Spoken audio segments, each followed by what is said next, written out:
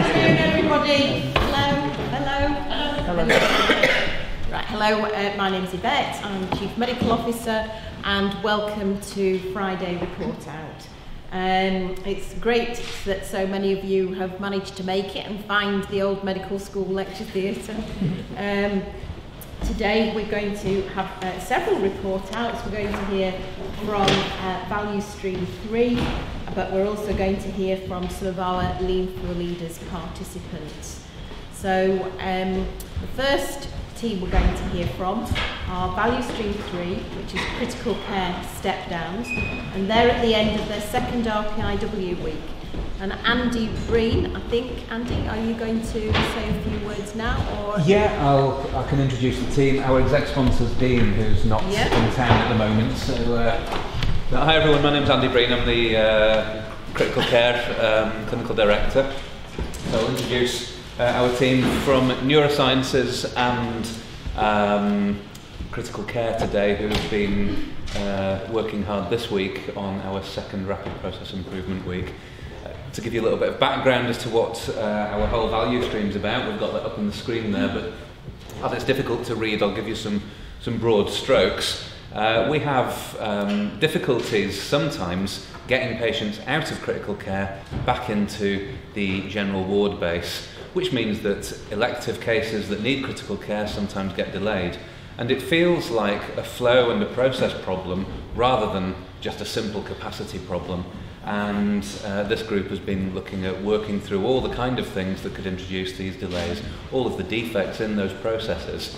The first week was examining what happens on the ward, and particularly the recurring challenge of timely EDAN production.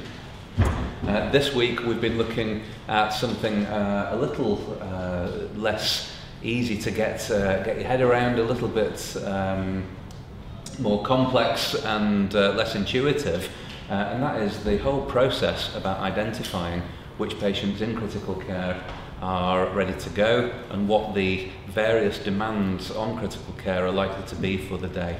So I'll hand over to the team. Dawn's led this Rapid Process Improvement Week, and guys, thanks, I'll leave it with you. Hello, my name is Jimmy Parvin. I'm a substitute workshop leader for this RPIW titled Patient Flow Management Improvement. Our project form's on screen. It summarises the events describing the current state, the waste and the time we spend searching for and validating the information we need to support safe decision making at our daily operations meeting. In particular, our observations demonstrate the variation in the information regarding bed state and staffing levels, which prevented step-down decisions at this DOC meeting. Our challenge this week was to improve this process, so a decision to step down at least one patient was made ahead of the daily operations meeting. Hello, my name is Dawn. I'm the team leader for this RPIW. In preparation for the workshop, I took observations and did observations over a number of weeks to establish the current state and understand the work that the bed managers in adult critical care and neuro do in that 1 hour from their handover or arrival to 8 AM DOC daily operations meeting. What was established was that the process took approximately 45 minutes of their time, because the majority of that time was taken up by validating and rechecking information that should have been readily available. This required much phoning around, contacting people, going to the wards to speak to the nurse in charge, waiting for people to pick up the phone, waiting for people to respond to phone calls, and waiting for nurses to finish their nursing handover. The value stream map, which you'll see shortly, shows a linear process. That process is not linear. Those things are all happening at the same time, which added to the complexity of this work. The target progress report shows that the lead time was between 49 and 52 minutes, average 45 minutes, and that the defects which were related to the work, the number of times that the information on PPM or on e-roster was incorrect. So for PPM, 71% of the time it was incorrect, and for roster, 100% of the time, specifically for critical care, it was incorrect. So those were the baseline details. The target was 0 defects, which is correct, and the target that was set by sponsors was to do all of that work pre-DOP within 9 minutes or less. And I'll hand over to Steve, one of the process owners. Hello, my name's Steve King. I'm the process owner for this week's work stream. I would like to briefly describe the current state, which is highlighted on the slide above. Planning activity in critical care begins with data collection, which encompasses planned admissions, discharges, staffing levels, and bed availability on the wards. The process starts at 7:15 and ends with the presentation information at the 8 o'clock DOP. After DOP, the process of negotiation takes place where neuro and critical care patient flow coordinators discuss and arrange for beds to step down in critical care and discuss the planned admissions for the day. In the majority of cases, ward beds are not allocated until 1 o'clock DOP, resulting in actual discharges happening in late afternoon or early evening. These late discharges can result in delays in elective theatre cases proceeding. I would like to invite my colleagues to explain what initiatives we have been trialling to change this current state. Good afternoon, my name is John McIntyre. I work as Assistant Practitioner on Ward 25 and I've been a team member involved in the RPIW. As a group, we discussed the benefits of utilising PPM better with real-time updates and the potential to use PPM as an actual ward handover. It was agreed and Ward 24 very kindly offered to trial this term using the PPM ward handover document rather than using their current Excel document. We trialled it for 2 days and unfortunately this time it's not fit for purpose due to issues with getting all the correct information and due to column issues and width issues. We've met with a member of the informatics team and this is something that they're going to be looking at for us. They're also into the possible option of exporting the document to Excel as this does not currently work. It was then looked at how ward areas are not updating PPM in real time, making sure patients are allocated into the correct bed spaces. It was also noted critical care and the wards medically fit for discharge and estimated date of discharge columns was not being updated and utilised as well as they could have been, thus giving misleading information to patient flow teams and other members of the NDT, making getting accurate bed states and patient flow plans a time-consuming process. We discussed with the clinical areas about an update of PPM and agreed time on a morning before 7 AM so the data is in real time and accurate information can be gathered in a more timely fashion. A standard of work has been created for both wards L24 and 25 and also one has been created for the adult critical care area. We have received positive feedback from all these areas and this live update is currently being put into practice. I'll now pass you over to my colleague Jan who will hopefully show the impact that these changes have had on the group. Hello, my name is John Campbell and I'm the bed manager for adult critical care. My role from 7:15 AM to the 8 o'clock DOP meeting is to collect information regarding current bed state, staffing levels, actual and potential step downs for the wards and critical care bed requirements for theatres for the day. Currently I achieve this by receiving a handover from the night bleep holder followed by a walk around to each of the units to confirm numbers. This tends to be time consuming and potentially interrupting for the unit staff at a busy time of their shift. It was found to take approximately 45 minutes. It was suggested that the information required could perhaps be accessed digitally. Following some discussion, we as a team decided that PPM could be made fit for purpose. Along with e-roster, agency and theatre lists, collaboration with ward staff was gained in the creation of a standard of work description to aid them. Having trialled this method for 3 mornings this week, we found that time taken on the first day was 24 minutes. On the second day was 7 minutes 30, and on the third day 5 minutes and 50 seconds. These times clearly show how that I will now have time in the morning to start planning early step downs and prompt theatre starts with my neuro patient flow team colleagues prior to the DOP meeting. Hello, my name is Joanne Clapham. I'm patient flow and discharge assistant. Looking at the hours, 7 to 8 AM, my current role very much mirrors Jan's. My previous time of 45 minutes collecting information, I've reduced now to 7 minutes, with this also including discussions with L28 regarding elective theatre activity. I have focused on the use of PPM in critical care wards 6 and 7, They have been identifying patients medically fit for discharge to the ward and potential step downs for the ward, clearly documented on PPM in the medically fit for discharge and estimated date of discharge columns. Having this information readily available means I can incorporate these patients into my overall planning of patient and placement flow. I can also see from PPM what beds are currently available in critical care, this helping to establish the likelihood of neurosurgical patients requiring critical care actually going to theatre with no delay. We have trialled this for the last 3 days, resulting with patients being stepped out to the wards in a timely manner and no delays in theatre starts. Moving forward, time saved in this process will free up time for the neurosurgical and critical care patient flow coordinators to meet up before DOP and make a plan for step downs and patients requiring critical care. We hope this will facilitate prompt theatre starts and step downs. I'll hand you over to Chloe. Hi, my name's James Meacock and I'm one of the neurosurgical SHOs. So I just wanted to give you a demonstration of the changes that we've made to PPM. So I don't know whether you can see it up there, but in the medical jobs column, on the critical care unit, we've got ICU beds and HDU beds. So in the medical jobs column, we've indicated if the patient is a level 3 patient or a level 2 patient. And you can see just about the 4th one down, you can see there's a level 2 can step down. So it's a nice visual indication to the nursing team and anyone else that goes onto the units.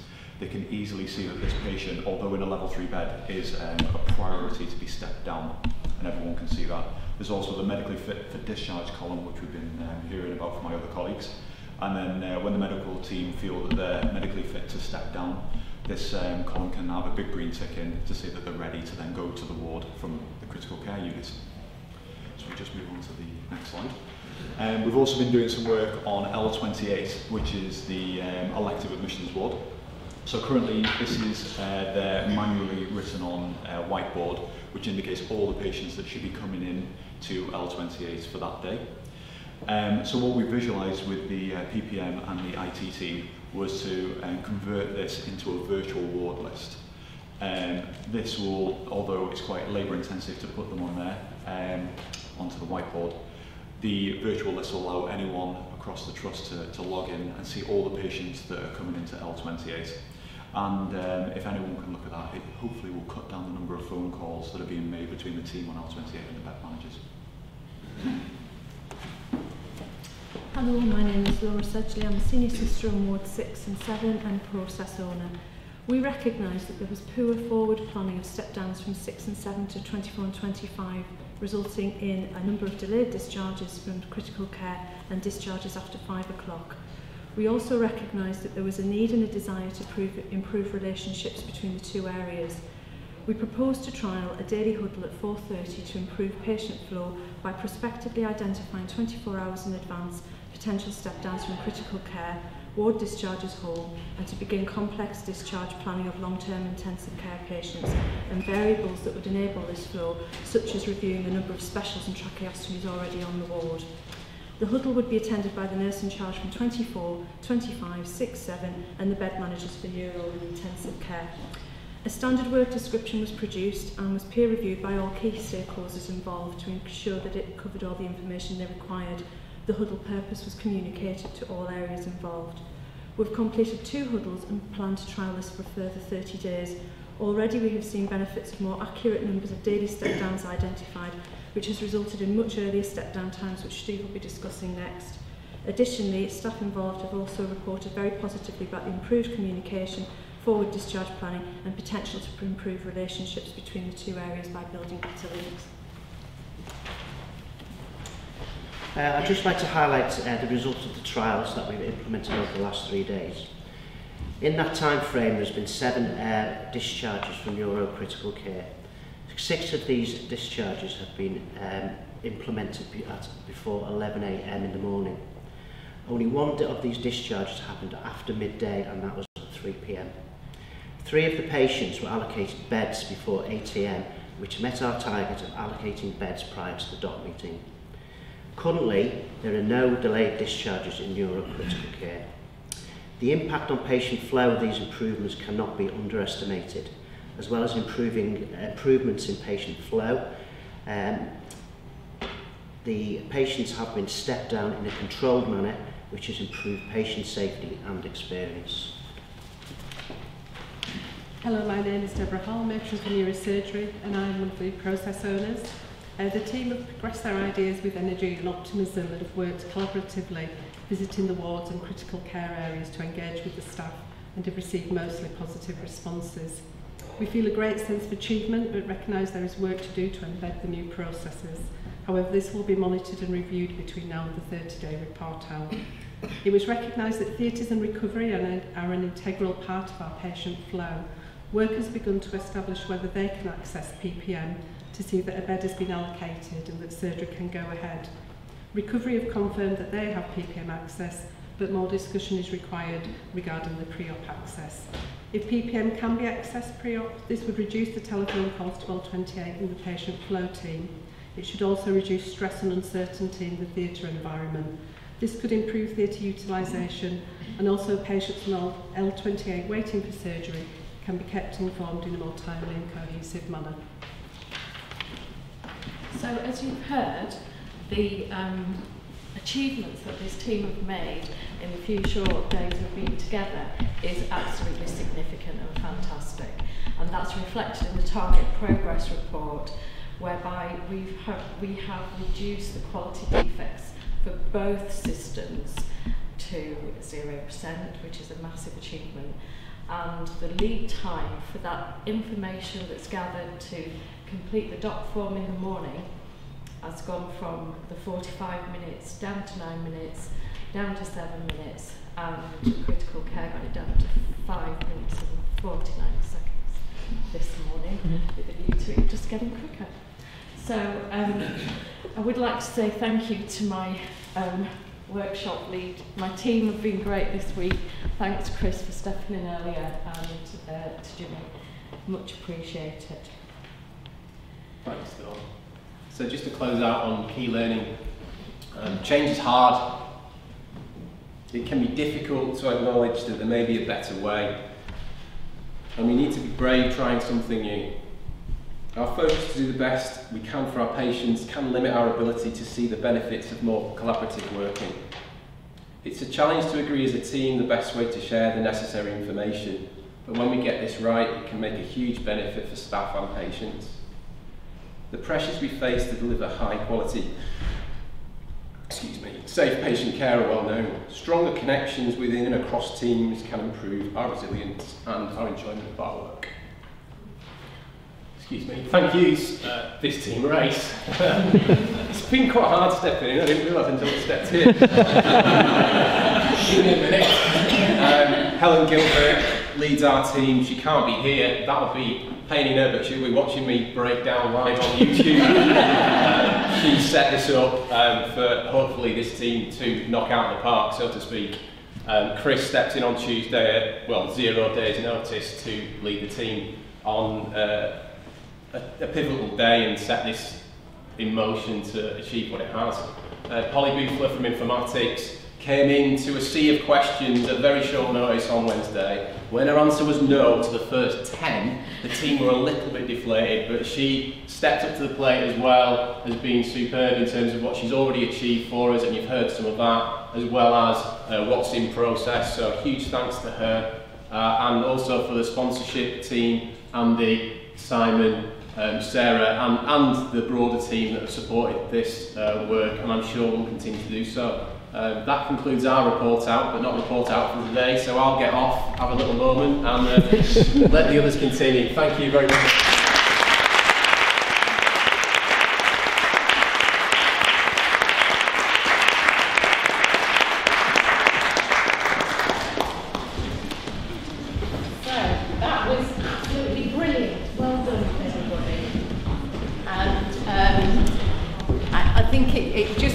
To show how much emotional energy goes into these weeks and how stunned everybody is by the improvements that we're able to deliver. So we're going to allow some time for questions afterwards, but we're going to keep the flow going of report out, and our next pair reporting out are Duncan Johnson, who's one of our paediatric anaesthetists, ably accompanied by Bev Parker, one of our senior trainees, and they're going to talk about the work that they've been doing as part of the Leeds Improvement Method, and I believe Duncan is one of our Lean for Leaders. That's right, yeah.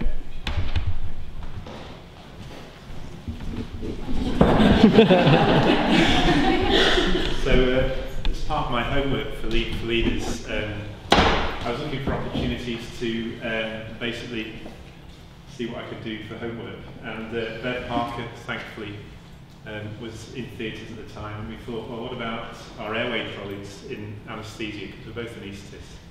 Can we do something with those? Because I've seen a picture of that in the homework, and Bev ran with it, so I'm going to let her present what she did.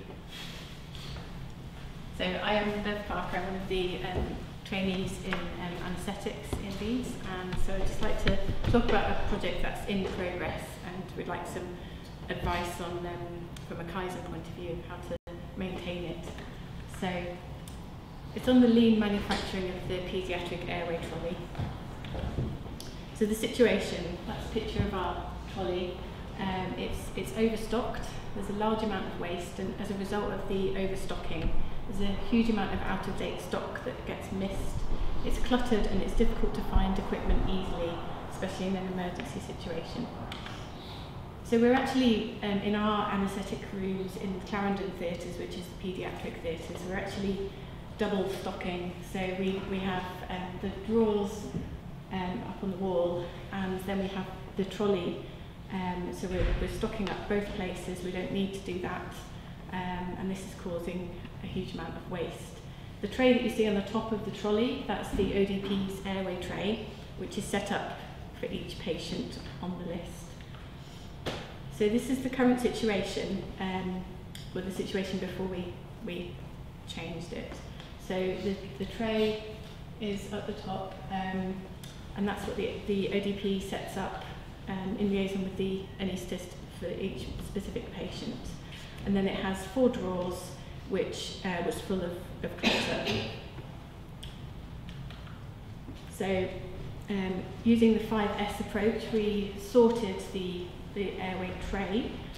So we identified needed and not needed items with all the stakeholders involved, and agreed on what was not needed, and used red stickers to identify pieces of equipment that aren't needed and to be removed. And then the drawers, we went through the drawers and decided we only needed 1 drawer in the trolley, which would be set up for a neonate, a baby that we would anaesthetise in theatre rather than using the anaesthetic room. So we can have all the equipment needed for a neonate in that drawer. So then we agreed on a specific location for everything. So number 2, set in order. Cleaned the work area, removed all the extra equipment that's not needed, and then standardised. So with the help of Matthew Hockney from Medical Illustration, we actually standardised a shadow picture of what should be on the paediatric ODP's airway tray. And this aids as a prompt for more junior ODPs who are less familiar with setting up for a paediatric list, and helps to not miss things. And then number 5 is the sustain, which is the hardest bit. So it's easy to change something, but to actually not to slip back into old ways and agree on a 5S agreement, which I got signed by all the ODPs and stakeholders involved. Obviously you can't read all of that, but each member of staff was signed to this agreement. So I'll just talk about this is a spot the difference slide. So talking about defects in this setup. So the actual photograph is a setup of an airway tray that a more junior ODP, less familiar with paediatrics. I asked her to set up what she thought was needed on the airway tray prior to introducing the shadow picture. It took her 5.05 minutes, and she missed 9 pieces of equipment, including a second laryngoscope blade. Obviously, if the first laryngoscope blade's battery wasn't working, light, incorrect type of gauze, and no McGill's forceps. So with those 9 defects, it was a 47% defect rate. And then introducing with a time to her again with the new shadow tray, and it was 1.29 minutes and no defects. And this particular ADP was really positive about using this tray. She really liked it, and it helped her to not miss things when setting up. And then the single tray that we're going to have inside the trolley is everything set up for a neonate. So we've got monitoring, airway equipment, and as I said, we would take this trolley into theatre because we would anaesthetise the baby in theatre to keep them warm. So we've attached a laminated picture and list of everything that's needed in that neonate tray.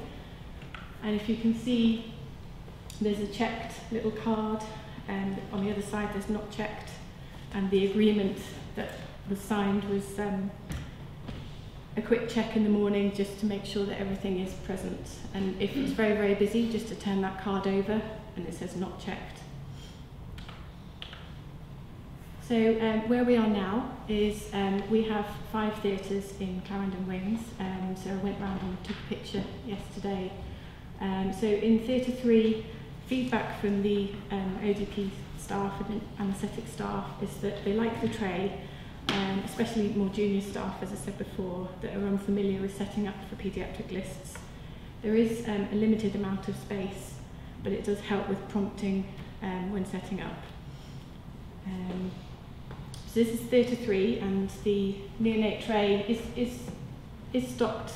There are a couple of extra pieces of equipment in there, but it's stocked and it's used for neonatal cases. In Theatre 4, we're slipping back with filling up the drawer with clutter. And Theatre 1, it's being used, and the other 4 drawers are still empty. In some theatres, we've actually removed the drawers. And in Theatre 2, as you can see in that picture with the shadow tray, is that the trolleys aren't quite big enough, and staff are finding that with the pieces of equipment, with the packets, that there's not quite enough space, so we may need to look into getting a bigger trolley. So this is the company that makes the trolley, and they do a tray and liner system that can be tailored to fit the exact needs of the user. So one way forward may be to get a slightly wider trolley, and even get this company involved in storage improvement, because they have been involved in storage improvement in Addenbrooke's hospital with 23 theatres, and so they have been involved with this kind of service improvement projects before. And so that's it. Thank you very much.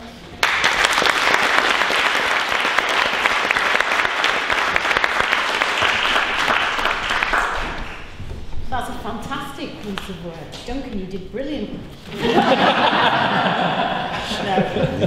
I think Bev just demonstrated why she won the Trainee of the Year award at the Shining Stars in Theatres and Anaesthetics. So thank you very much. Are you able to stay until we've had the next presentation, and then we can do the questions all at the end? Thank you very much, and well done. So, our final presentation comes from Anthony Warren. Anthony's from Outpatient. He's a Lean 4 leader, and just completing, I think, his Lean 4 leaders work. So he's going to present his project for us. Thank you. Hello, my name is Anthony Warren. I'm the Outpatient Site Manager for LGI and Seacroft Outpatients.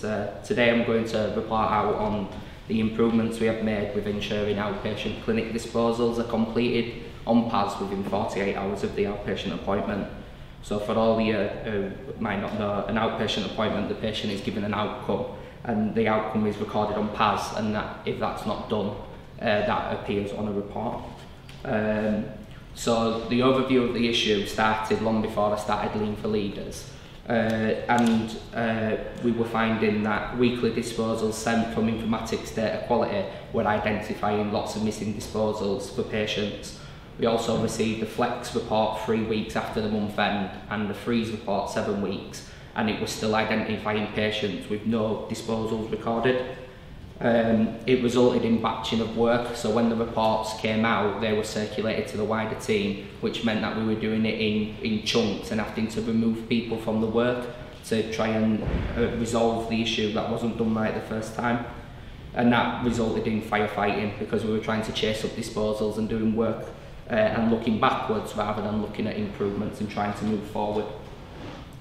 So before I started with Lean for Leaders, some of the things that we did to try and improve it were we export the report into Excel, we filter it and take out all the clinics, so it only left the clinics that we were responsible for.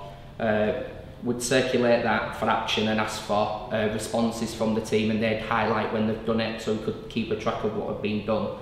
And when the flex and freeze reports came out, they were sent out with an action to immediately respond. However, that caused unnecessary stress to staff because they had to stop what they were doing to do that straight away. The results originally, so in June 2015, we had 859 missing disposals for that month, which were 25% of the trust disposals. In June 2016, with the changes that we'd implemented, that had reduced to 475, which was a 45% improvement. Overall, the disposals reduced from 25% of the trust disposals to 19%, and based on we see around 30,000 patients a month, so our defect rate was about 2.8%, but in June 2016 that reduced to 1.6%. So I then started Lean for Leaders course, and during the programme we've continued to implement and introduce tools. So the first thing we introduced was an SOP for a 3-stage catch-up. So this involved the receptionist doing getting it right first time. So they'd collect all their outcome sheets and do what they could do within the first 24 hours of the clinic ending. Stage 2 is that the supervisors would check that the patients had been attended, and then stage 3, 48 hours after the appointment, the supervisors would check that the disposal had been completed. If it hadn't been completed at this stage, the supervisor would find out why it hadn't been completed, and if there were any incorrect or missing information that prevented us from completing that disposal, we'd escalate that to the CSU.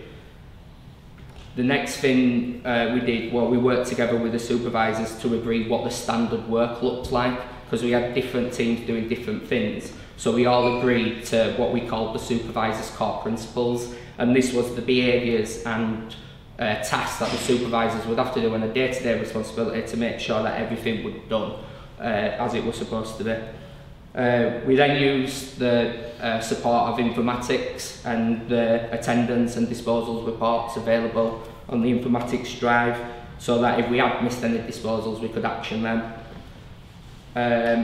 Following that, we looked at the respectful behaviours and the interactions between the supervisors and the receptionists and wider team to see how they could effectively communicate any concerns. So previously, before introducing this, conversations might have been, is everything okay? And the answer would be yes, it's fine. So we challenged the supervisors to ask more probing questions, so rather than is it okay, where are you up to, is there anything specifically you need help with, what's outstanding. We also looked at structuring the visits, so some of the feedback was that the supervisors do go, but it is in passing. So we looked at what do they need to do before they go to visit the reception. So what do they need, information do they need, and what they need to check before they go. Then what questions they should be asking whilst they're on the visit, and then what they need to do afterwards. So what do they need to action, what do they need to escalate, what arrangements do they need to make to ensure that everything's done. And the biggest improvement that we implemented was a daily huddle.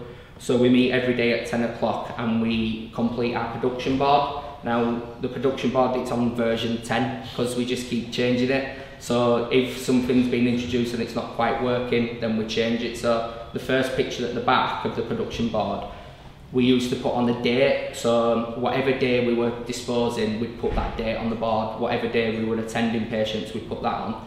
But what we found is that that didn't highlight the ones that were missing. So as a rule, we're on this day. However, if there were any missing, they wasn't getting picked up. So we changed the board, which is the one at the front, and we now put a number. So before 10 o'clock, the supervisors check on the reports, check PAS, and they specifically write how many patients have not been attended and how many patients have not been cashed up. And we action that before the next daily huddle. So the results of introducing is we made a further 90% improvement from the previous year. So in August 2017, we only had 46 missing disposals for the full month, and that's from 30,000 patients. And that means that our total improvement since June 2015 is 95%. Overall, the disposals for our trust have reduced from 19% to 3%. And our defect rate has reduced from 1.6% to 0.2%. And we've done, although we've minimised the numbers of missing disposals, 46 is still a lot of patients who haven't got their disposals completed for their pathway. The difference is now we're aware of them before the report comes out. So although there's 46 that still need actioning, we know all about them 46 patients. They're on our radar, and we're already planning and actioning how to resolve them. It's also providing a much more patient-centred service by ensuring the patient's outcome is done and completed, and the patient is moving on with their pathway. The key barriers in learning. So the barriers, the biggest barrier we're getting to the root cause of the problem. So we'd done some improvement work before Lean for Leaders, but we'd plateaued out. So each month the report would come in, and although we thought we were getting better, when the report was coming out, we still had hundreds of disposals, and we needed to understand why. Once we found the root cause of the issue, that helped us then to move forward. One of the other barriers were around resistance to change and behaviours. So it was about instilling the new way of working. It's okay to hold your hands up and say, I can't do this, because we'd much rather you do that so somebody else can, than leave it for the patient not to be outcomed. The learning from this is we've empowered staff, so we've gave staff an understanding of why it's important to complete it, and we empower them to be able to complete it or escalate it if they need support. And the next steps are to share the learning across the wider trust. And that's it. Thank you.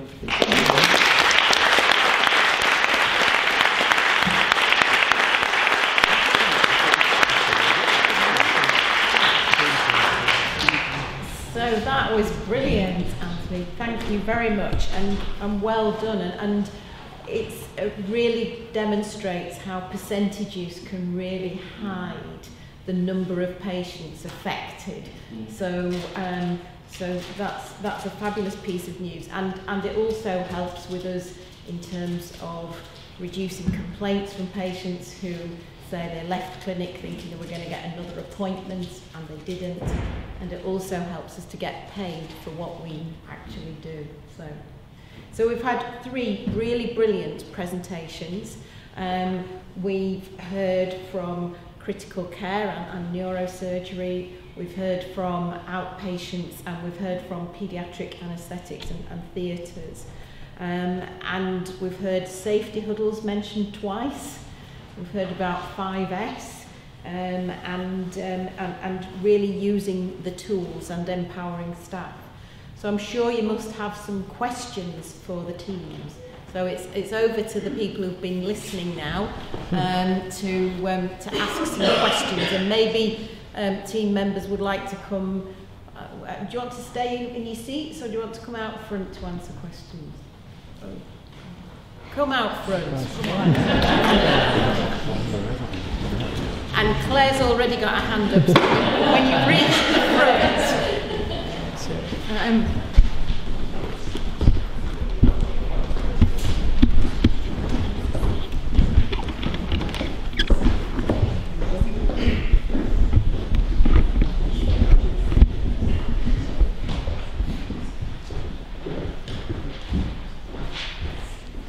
first of all, I'd like to say well done, because I think all the 3 presentations have been phenomenal, and what a difference it's going to make in terms of of our patient group.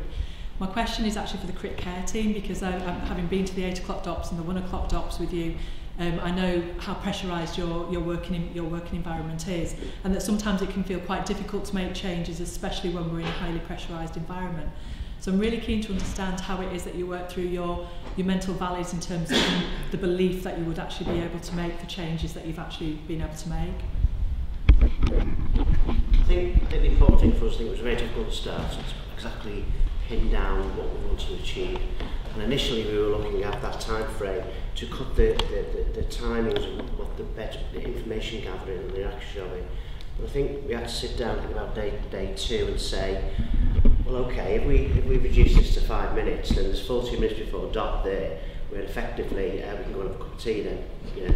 And obviously we do that, we wanted to use that constructive. I think what brought us all together and made us believe we could achieve something was actually agreeing on a goal, which was actually to use that time we had saved constructively, so that the 2 CSUs could get together, obviously with the patient flow coordinators, and actually allocate beds to step downs. Now, what I found quite interesting about it is, as a matron, I walked onto Ward 6 and Ward 7 in the morning, and I can glance at that board now and I know what step downs I've got, and I even, you know, and I know if any of them have got any issues and problems that needs to be addressed among the CSUs when they actually go to the ward.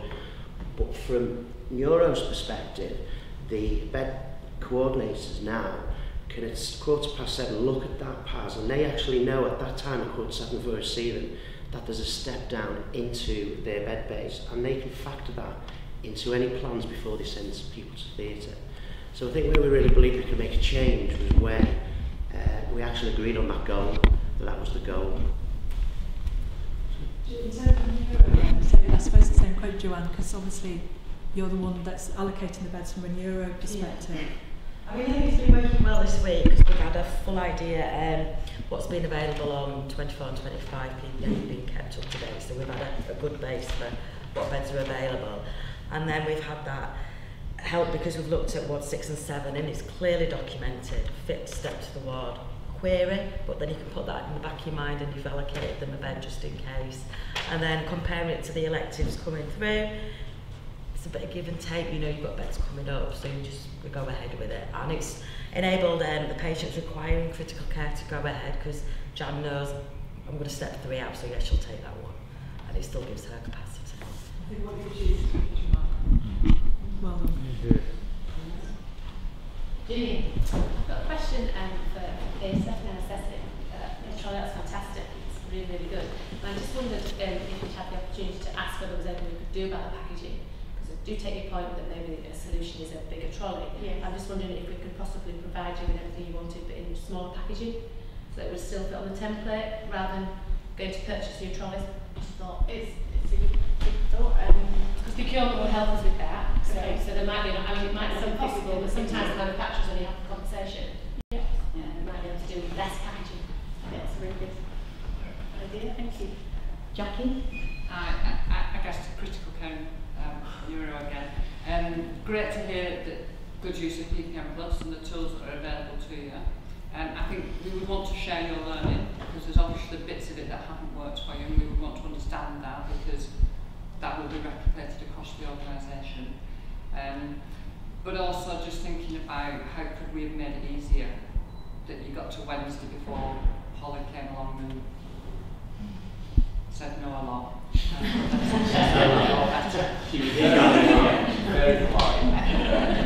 think to be fair, Jackie, some of it was the things that we thought might work, and it's knowing the art of the possible, and are the things in train, or is it just some of it that the system doesn't allow, and trying to make things work for everyone. The doctors may need something different to the nurses, etc. So you don't want to make something unwieldy, but Polly was clear with us what we could or couldn't do. And do we know why they're still using a write-on board on L28? Yes, they have the PPM board for when the patients are admitted. The problem we have is because they take all the on-the-day admissions, and some of them are staying overnight, some are going to other wards, some are staying on 28, in order to understand, once they started opening 2 nights a week, that workflow. It was kind of that visual prompt interim step. So once they're admitted, they appear on the PPM board. It's that it took work beforehand for, so say the doctor arrived, he doesn't know who's arrived, who's in, because they might have arrived and not actually got admitted at that point, because you might have 30 people arrive at 7. So I can add to that as well. So on PAS, apparently, or PPM, there isn't a stage for the patient to be put onto the PPM whiteboard that says like a pre-admission state. So currently there's a ward attender when the patient comes in and leaves, but it's not officially admitted, and there's an admission state, so when the patient's admitted into the bed base. But unfortunately with L28 they have patients that are going to be coming in, so they're in a pre-admission state. We know they're coming, but they're not actually admitted yet. And one of the workarounds we were looking at with Polly, isn't it, who from the PPM team, she was looking at potentially getting a virtual ward list as a workaround to display those patients that are in a pre-admission state, and then once they're admitted onto PPM, they would then drop off that list and drop onto the whiteboard. But obviously a nice, more streamlined process would be to have a pre-admission status for the patients that could go onto the whiteboard to say these patients aren't here yet, but they are they're going to drop into our bed base soon. So I think in the future that might be a way forward, but a workaround for now was a virtual ward list to be implemented.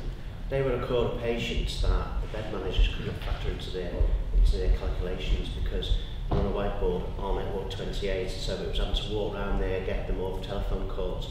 With this virtual board, their virtual list, they will now be able to see them at 7:15 in the morning and understand where they're going, and hopefully factor that into the decision-making process.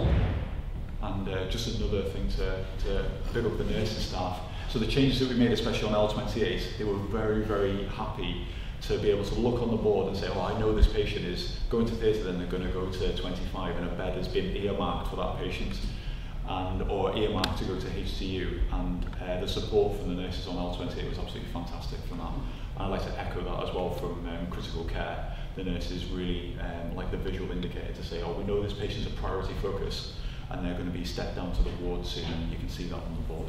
So they've been very supportive. Fantastic. It's a subject that's dear to my heart, cash up, because I don't know that people realise that when we started this piece of work, we were losing about 60 grand a month on patients that hadn't been cashed up. So the work that you've done has been really, really good and a fantastic move forward for the Trust. But because you've done so well, I always want a bit more. So we're very close to cashing up in month, but our standard's 2 days with outcomes probably within a week. How are we going to do that bit next then, Anthony? I don't know. I'll go and do my Lean for Leaders work. I'll come and pop back.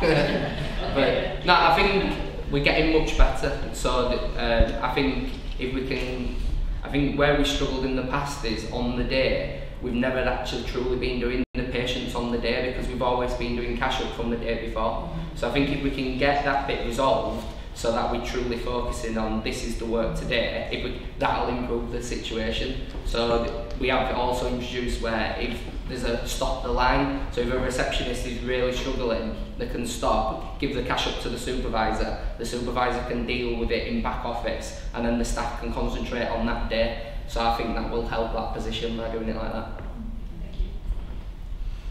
So for you, Adam and Joe, I wanted to say what brilliant, fantastic work, collaborative, and sharing the information with the quick care team, fantastic.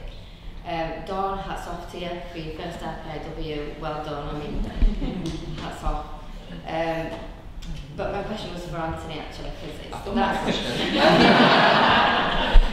that's close to my heart as well, because I used to work in that area, I used to be a receptionist, and I know how it feels. And well done for all that work that you've done. I've worked with young legal leaders as well, so I obviously feel your pain there. But how do your teams feel about the huddle? Do they enjoy it? Does it work? Does it happen every day all the time? It's been difficult. They're there behind you, so maybe they it was difficult because at first you know that they're supposed to be 10 minutes and they started off being 40 minutes, but actually what we were talking about were quite useful. well, not quite, it were very useful. So I didn't want to shorten them because we were getting lots of work done. But as we've changed the production board, as we've gone on, we've structured the daily huddle differently, we've got an agenda, it's improved and we've managed to get that time down. So sometimes I see it as maybe a burden or extra work. However, the days are much more structured when we've had it, and we know our business when we've had it, whereas when we don't have the huddle and you ask a question like, where are we up to, we don't know. So it is much better for the team that we do have that every day, even though it is an extra meeting, because it is very useful as the information. And it helps them, because although it were disposals that I talked about, we've got other things on there. So the teams, where they're up to with prepping, unplanned leave, day ticks, lessons learned. So there's lots of other discussions that we have. So it's changed the way that we work, because that daily huddle now plans our day each day, really. Fantastic. Joe, and then Chris. It's a kind of commendation and an observation that NHS improvement, as Julian keeps telling us, we're blown away by how we're doing this, and I think this is why they're blown away, this kind of thing. It's just at that level, and the complexity of the systems you're working with, it really needs an extra comment adding on to say this is another layer above in terms of impressiveness. The visuals, the electronic use of visuals, I think is fascinating, and it's interesting that there's been a lot of comment on that, because in the original manifestation there was a pushback to post-it notes on walls and lots of scribbling, and that's all fantastic, but you're demonstrating, I think, for lots of other work going forward, that where information's needed in more than one location, then you've got to be should be going to visuals, because it's faster, it's quicker, so I think you're lending your understanding of teams working together who need to know the same thing roughly at the same time. They could come to you and say, how do we transmit this information? So I do want to comment on particularly on the use of the technology that you've done. It was an observation and a comment really. Between the stories there's a real kind of shift away from, with good intentions we often batch things. We say that we need to do something in a particular way and we'll get round to it. But actually the benefit of doing it in flow means that the information is up to date on PPM, is up to date on health roster, means that people that depend on that information to make decisions are able to do that. It's the same again with the outpatient work, and actually the real challenge is shifting away from having stuff left over to, we now know who has had their outcome done in flow, therefore we know who hasn't, and solving that problem when the clinician, the staff, the nurses around, the patient, it's far easier, and I think that answers bits of Angie's question, because once they've gone, and they're gone for a week, actually trying to find out that information becomes really, really difficult, which takes lots of effort and resources, essentially. And it's similar to sustaining it from the theatre trade perspective. If it's done in flow and regularly checked, and across all of the theatres, then there's almost a competition element of who's got the 0% defect across the 4 theatres or 8 theatres in Canada. I had a question for the neurocritical care team. Really excellent work. Just wanted to ask, are the medical teams and the nursing teams using PPM for their handover? So that was one of the things we wanted to look at to do. So we did trial it for a couple of days on the wards, especially L24 were very supportive to trial that and give it a go. All the nurses were behind it. What they use currently is an Excel spreadsheet, which has all the beds in, and they input the information into there, and then update the beds on PPM. So what we wanted to do is try and consolidate the two, so the focus was to PPM. But unfortunately, the printout from PPM that comes out isn't really... Well, on Pediatric intensive care, just started doing that on PPM. Okay. It's a bit cumbersome and takes a bit of getting used to, but PICU are using PPM for their handover. So I don't think it was the problem of inputting the information into PPM. It was the printout that comes out of it. Yeah. And instead of the clinical information column being your main focus because you want to know what's happening with that patient, that column was probably 2 centimetres in width, whereas all the information, the column widths weren't adequately aligned really. So we took that to the PPM team to see if there was anything they could do. And the first thing we were going to look at was trying, for the bed number, the column only needs to occupy a small width to allocate that number, whereas allocating 3-4 centimetres of all white space that was useless basically. So we wanted the PPM team to look at that to see if with the report that comes out whether they can readjust that so it would automatically condense the column width.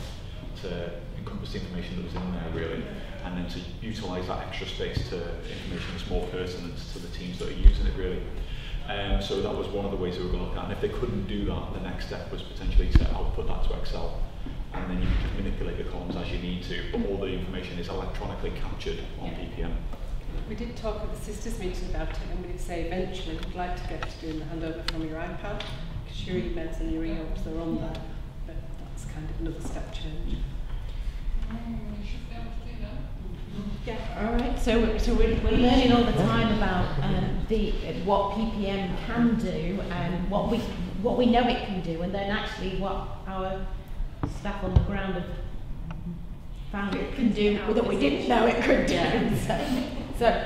I'm going. One last question. It's for Bev actually, and Bev, you talked about a lot of waste, and we can see that from the visuals on the trolleys. Have you attempted to cost up what that what the saving is there in terms of stock? No, I haven't costed up. No, just put it in a big bag. Passed it on to a colleague that's going to Africa.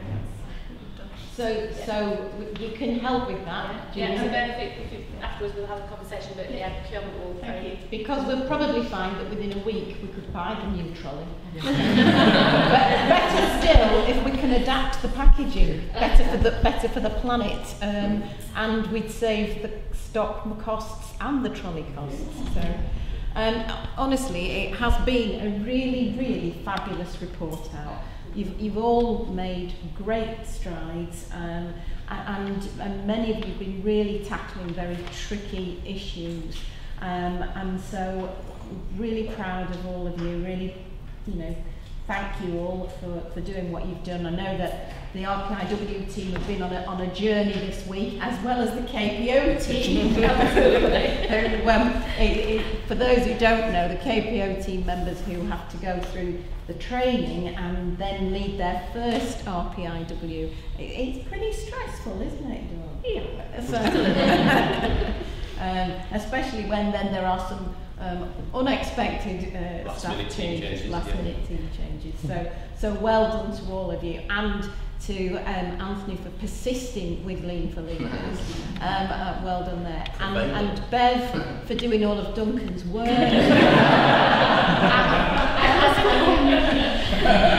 And Bev, you can do our Lean for Leaders training. You've done most of your work. I think, Simon, you just wanted to say a few words. Well, co-sponsor, and I know I speak for Sarah Miller, incredibly proud. You've been brilliant. And I think the first RPIW that we did was amazing and really strengthened the relationships. I think the second week has just cemented it.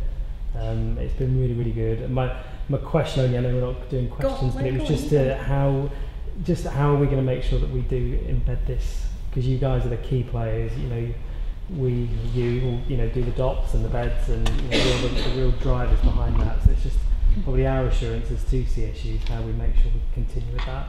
But well done. Before the 30-day report out, we've got weekly meetings planned for half an hour just to review where we're at and to make sure we're staying on track as kind of a first attempt to keep an eye on it.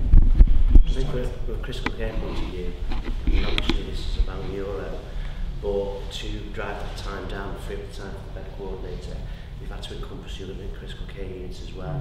So obviously the matrons on that floor, I think moving forward, need to focus on support and reinforcing the changes we've made, and obviously Jan, she'll frighten everybody to do as the task. And as I say, we've got meetings every week, and obviously me and Deborah will have to ensure that we're in constant touch, and any slips we address, yes. Hopefully in 30 days we'll be able to have some figures for you about step downs before midday on critical care. Well done. Early start. So the final thing I would say on that is the target growth report is a sea of green, which is really a great achievement, but that creates a challenge at 30 days because it's got to stay green. Yeah. So one of the things we've talked about as a team is also called implementation metrics. So how do we keep track, on a daily basis almost, of whether these ideas that have delivered great results today and over the last few days are going to be there. So there's a little bit of a check in place, and then these team members can gather at their weekly meeting and say, well, what of that is working? So we're not going to get to 30 days and find it's fallen over and have to stand here and say that. We're going to keep a track of it. So hopefully that will help as well. Okay, so can we just give everybody a